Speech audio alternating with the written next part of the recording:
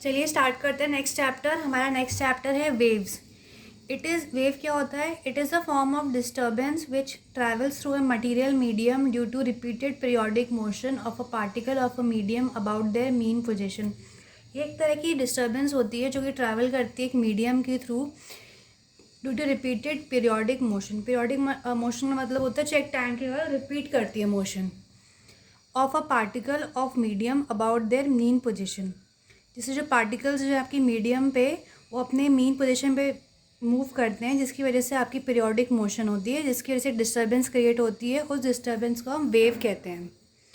दो तरह की वेव मोशन होती है। पहला होता है transverse motion, the wave motion in which the particle of the medium vibrate about their mean position perpendicular to the direction of propagation.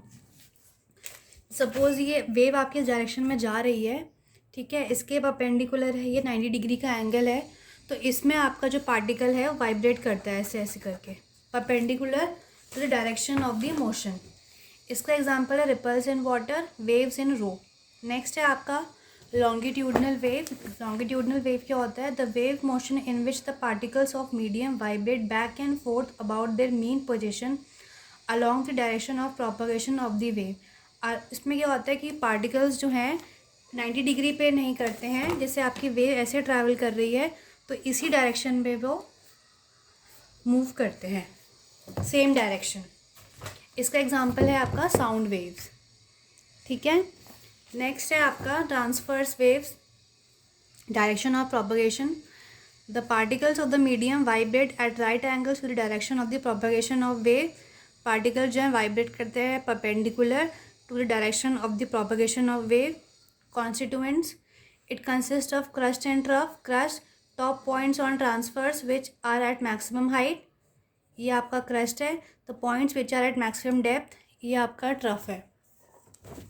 Wavelength, the distance between two consecutive crust और trough is called wavelength। ये एक crust है, एक wavelength या फिर trough, ये trough और एक और ट्रफ, इसके बीच में जो डिस्टेंस होता है उसको हम कहते हैं वेवलेंथ। नेक्स्ट है आपका medium of propagation. They can travel through solids and liquids.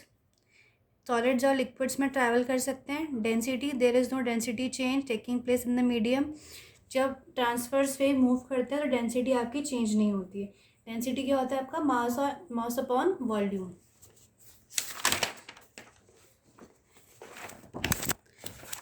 Next है आपका longitudinal wave motion, direction. The particles of the medium vibrate along the direction और parallel to the direction of propagation of wave। तो particles जो है move करते हैं जिस direction में आपकी वेव मूव कर रही है। Constituents consist of compression and rarefactions। compression क्या होता है? The region in which the distance between the particles of the medium is less than their normal distance। वो region जहाँ पे particles के बीच में distance कम होता है इन कंपैरिजन, तो जब पार्टिकल्स आपके नॉर्मल पोजीशन पे होते हैं। नेक्स्ट है आपका rarefaction, the region in which the distance between particles of the medium is more than their normal distance. जब पार्टिकल्स के बीच में डिस्टेंस ज़्यादा होता है in comparison to normal distance, तो उसको हम कहते हैं rarefaction. Wavelength, distance between two consecutive compression and rarefaction, वो डिस्टेंस जो दो कॉन्जिक्यूटिव कंप्रेशन या रेयर फ्रैक्शन में होता है। Medium of propagation, can travel through any medium, किसी भी मीडियम में ट्रैवल कर सकती है। नेक्स्ट है आपका वेव पैरामीटर्स। पहला है displacement, distance travelled by particle from mean position. फिर है आपका amplitude, maximum displacement of the particle, जितना पार्टिकल ने डिस्प्लेस किया है। Time period, time taken by wave to complete one vibration, एक वाइब्रेशन में जितना टाइम लेते हैं उसको हम टाइम पीरियड कहते हैं। फिर आता है आपका फ्रीक्वेंसी। फ्रीक्वेंसी क्या होता है? नंबर ऑफ वाइब्रेशन पर सेकेंड, एक सेकेंड में कितनी वाइब्रेशन हो रही है।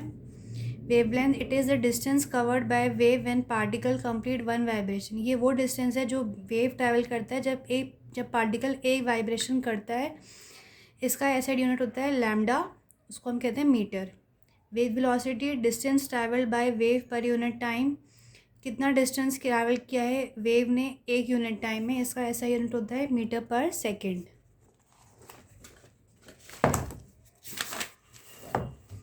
अगर हमें रिलेशन निकालना है वेव वेलोसिटी, वेवलेंथ और फ्रीक्वेंसी में, तो कैसे निकालेंगे? वेव वेलोसिटी क्या पड़ा है हमें, distance travelled by wave upon time taken, यानी कि वी क्या हो गया लैम्डा बाई टी। फ्रीक्वेंसी हमें पता है क्या है 1/t, और वेव वेलोसिटी क्या होता है n लैम्डा। ठीक है, 1/t है तो हमने पुट कर दी वैल्यू, तो क्या हो जाएगा फ्रीक्वेंसी इंटू वेवलेंथ। इसमें हमने कुछ नहीं किया है, ये देखो इसमें हमने 1/t की बस वैल्यू पुट कर दी है n, तो ये n लैम्डा हो गया, तो v क्या हो गया, v equal to n lambda. ठीक है, नेक्स्ट है आपका superposition of waves. When two waves traveling in one medium overlap each other, then the resultant displacement is the algebraic sum of individual displacement. जब दो wave आपकी एक दूसरे पे ओवरलैप करती हैं तो उनकी कितनी डिस्प्लेसमेंट होगी, वो बराबर होता है आपका एल्जेब्रिक सम इंडिविजुअल डिस्प्लेसमेंट के। तीन केसेस होते हैं सुपरविजन ऑफ वेव्स के। पहला, when two waves of same frequency in same direction overlap each other, जब दो वेव सेम फ्रीक्वेंसी की जो सेम डायरेक्शन में जा रही है जब ओवरलैप करती है तो उसको हम कहते हैं interference. When two waves of slightly different frequency in same direction overlap each other, दो वेव जिनकी थोड़ी डिफरेंट फ्रीक्वेंसी होती हैं पर जा सेम डायरेक्शन में रही होती हैं वो ओवरलैप करती हैं तो उनको कहते हैं हम beats. When two waves of same frequency travelling in opposite direction overlap on each other, उसको हम कहते हैं स्टेशनरी वेव्स। दो वेव्स जिनकी सेम फ्रीक्वेंसी है पर ट्रैवल कर रही हैं अपोजिट डायरेक्शन में तो उसको हम कहते हैं स्टेशनरी वेव्स। अब नेक्स्ट आता है आपका interference. When two waves of same frequency in same direction overlap each other is called interference. जब दो वेव्स सेम फ्रीक्वेंसी की सेम डायरेक्शन में जा रही हैं जब वो इंटरफेयर करती हैं तो उसको हम कहते हैं इंटरफेरेंस। ये दो टाइप की होती है, कंस्ट्रक्टिव एंड डिस्ट्रक्टिव।